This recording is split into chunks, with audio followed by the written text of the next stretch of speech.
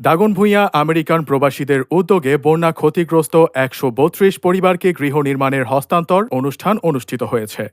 কেউ বিশ্বাস করুন আর নাই করুন, প্রবাসীরা নিজের দেশ বা মাতৃভূমিকে একটু বেশি ভালোবাসেন। দেশের খারাপ খবরে তারা ব্যথিত হন। দেশের জন্য তাদের মন কাঁদে। শুধু রেমিটেন্স পাঠিয়ে নয়, দেশের যে কোনো দুঃসময়ে প্রবাসীরা পাশে দাঁড়ান। এবারে স্মরণকালের ভয়াবহ বন্যায়ও বিশ্বের বিভিন্ন দেশে থাকা প্রায় ২ কোটি প্রবাসী নির্ঘুম রাত কাটিয়েছেন, বাড়িয়েছেন সাহায্যের হাত। তারই ধারাবাহিকতায় দাগনভূঞা আমেরিকান প্রবাসীদের উদ্যোগে বন্যা ক্ষতিগ্রস্ত ১৩২ পরিবারকে গৃহ নির্মাণ হস্তান্তর অনুষ্ঠান বুধবার ১৮ ডিসেম্বর সরকারি আতাতুর্ক উচ্চ বিদ্যালয় মাঠে সকালে অনুষ্ঠিত হয়। দাগনভূঞা একাডেমির প্রধান শিক্ষক মিজানুর রহমানের সভাপতিত্বে প্রধান অতিথি হিসেবে বক্তব্য রাখেন দাগনভূঞা উপজেলার নির্বাহী অফিসার সম আজহারুল ইসলাম, থানার officer in charge Mohammad Lutfur Rahman, Ataturk সরকারি মডেল হাই স্কুলের ভারপ্রাপ্ত প্রধান শিক্ষক মাওলানা এনায়েতুল্লাহ, দাগনভূঞা আমেরিকাস্থ প্রবাসী সংগঠনের উপদেষ্টা ফারুক আহমেদ সুমন, দাগনভূঞা প্রেস ক্লাবের সভাপতি সৈয়দ ইয়াসিন সুমন, দৈনিক কালবেলা ফেনী জেলা প্রতিনিধি মিজানুর রহমান সহ সাংবাদিক, সামাজিক নেতৃবৃন্দ উপস্থিত ছিলেন।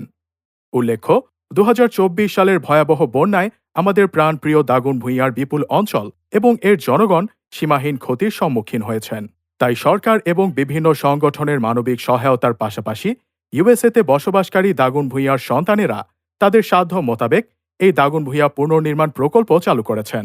এই প্রকল্পের লক্ষ্য দাগনভূঞার কিছু ব্যক্তি পরিবারকে পুনর্বাসনের জন্য সহায়তা করে ওনাদের নিজস্ব প্রচেষ্টার সাথে এই ক্রান্তি লগ্নে সামিল হওয়া। বিশেষভাবে উল্লেখ্য, এই প্রকল্প একটি স্বচ্ছ, অলাভজনক, অরাজনৈতিক এবং মানবিক প্রচেষ্টা।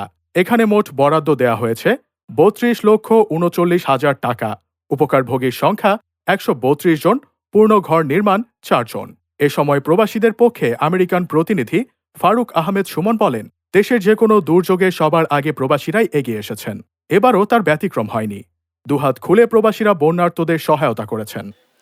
আসলে আমরা আমেরিকায় যারা বসবাস করি, আমাদের বাংলাদেশে ৫ আগস্টের পরে যেই পরিমাণে ১২ থেকে ১৩টি জেলা বন্যা আক্রান্ত হয়েছে, আমরা ওইখানে বসে যথেষ্ট পরিমাণে উদ্বিগ্ন ছিলাম।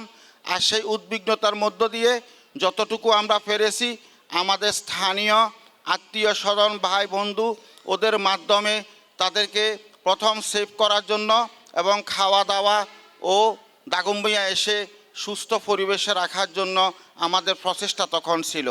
পরবর্তীতে আমাদের রেজাউল করিম শামীমের উদ্যোগে এবং তার উদ্দীপনায় আমরা এক মুষ্টিমে কিছু লোক একত্রিত হয়ে আমরা এই দাগনভূঞাবাসীর বন্যা পরবর্তী পুনর্বাসনের জন্য যারা একদম খেটে খাওয়া মানুষ, এতিম, গৃহহীন, তাদের গৃহে আমরা সামিল হওয়ার জন্য উদ্যোগ নিই।